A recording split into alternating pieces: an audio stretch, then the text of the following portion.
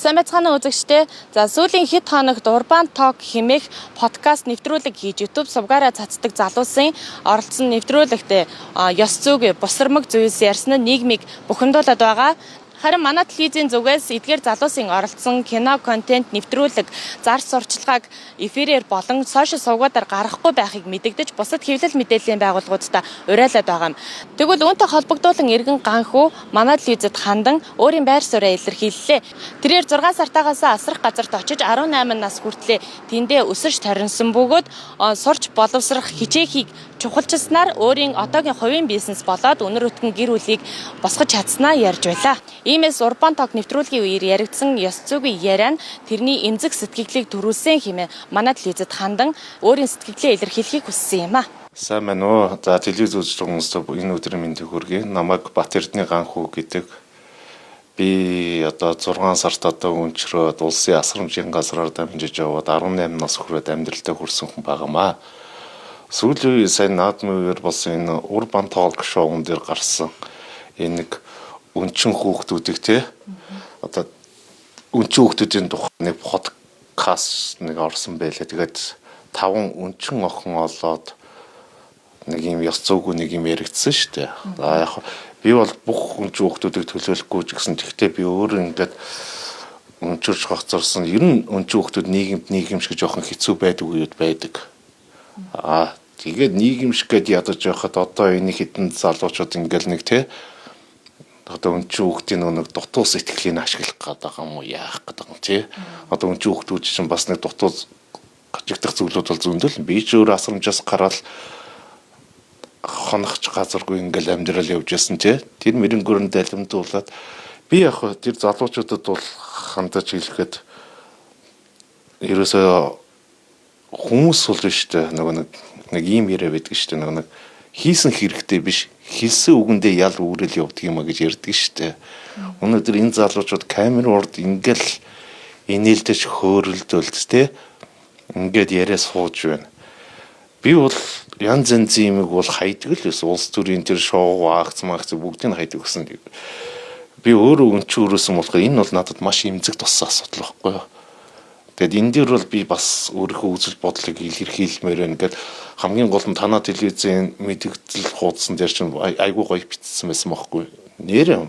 Одоо Солонгост бол өстой иймэрхүү асуулт гаргасан олонний танил улсууд бол хамгийн сүлд яадаг. Монголд бол эднэр бүр өөхшүүлээд байгаа байхгүй. Тэгээд тэр Урбан Токны шоуны нөө учир лөө тэр залуу нэг мэдээлэл хийсэн байсан шүү дээ. Би мдээгүй байсан, эдит хийгээгүй байсан гинэ. Тэгээ яахан хасаад хайчих байсан юм уу? Тэ? Мдээгүй байсан гэсэн би дараа нь тэр нэвтрүүлгийн бүтнээр нь үзсэн чинь өөрөө тэр дунд нь ингээл яриад ангалзал сууж л байсан бохоггүй.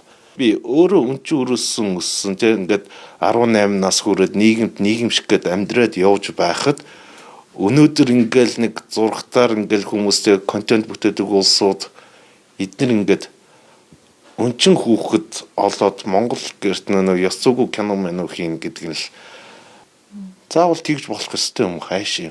Өнчин гэхлээр дээлгэж болдг юм уу тийм үстэй. Надад бол нилээн уур хүрсэн одоо ч уур хүрж илээ. Би бол бухимдсан. Би өнчин хүүхдүүдийг төлөөлөх надад ирэх байхгүй. Гэхдээ өөрөө өнчин өссөн болохоор би энэ одоо нэг сэтгэлмэлийн байгаль юм л та. Тэгээ дээр би ч өөр асрамжийн газраас гараад нэгт шууд ардаа амьдралтай болж байгаагүй шүү дээ. Ажил төрөл хийгээл түрээсээ байр саваар амьдрал өдийг хүрл гадаа дотоодод ажиллал ингээл явсан. Одоо л нэг өөрийн нэг гэсэн нэг цех гутлын цех ажиллуулаад гүйжил байна. Тэгээд би яг тэр залуучуудад уур хүрээд байгаа юм заавал өнчин гэдэг үгийг ашиглах ёстой байсан юм уу гэж бодоод байгаа байхгүй. Зарим хүмүүс нэг асрамжийн газрын хүүхэд гэхлээр нэг жоох нэг буруу ойлголцтой байгаад идэг. Зарим нь яг тэгээд бас жоох өрөвдчих гээд байдаг байхгүй. Уул нь би энэ хоёр айл таалан чинь хүмүүсийн ойлголт байхгүй байгаасаа гэж би боддог. Тэ яг л адилхан л хүүхдүүд л байгаа юм чи тийм үстэй.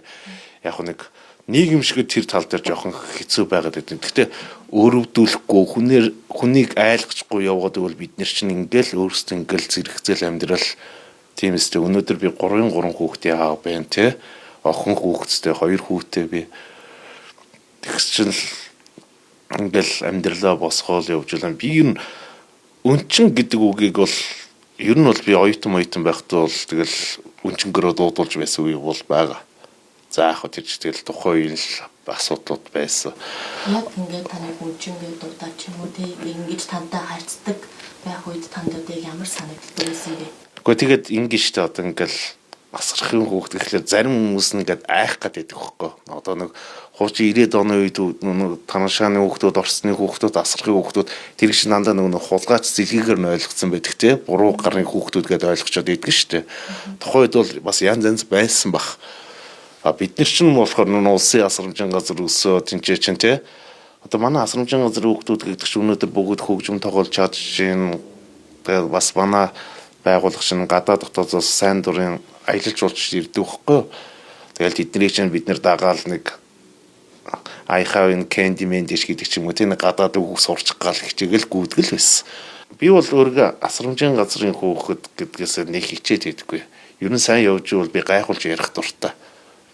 Муу явж ивэл би нуун угаасаа. Одоо өнөөдөр би нэг өөр ингэс нэг жижиг юм ажиллуулаад ингээл болгоол явж ил байна. Амьдралд одоо яг миний нэг боддог зүйл бол шүү дээ. Одоо ингээд та битээр ингээд өөдөөдөөсөө хараа сууж байгаа шүү дээ. Би үн чин та үн чин биш гэж болно те. Тэгтээ ингээд яг ингээд нэг хэвийн хүн шиг найз зүг шиг ингээд харьцаад явчихвал уулна гоё байхгүй.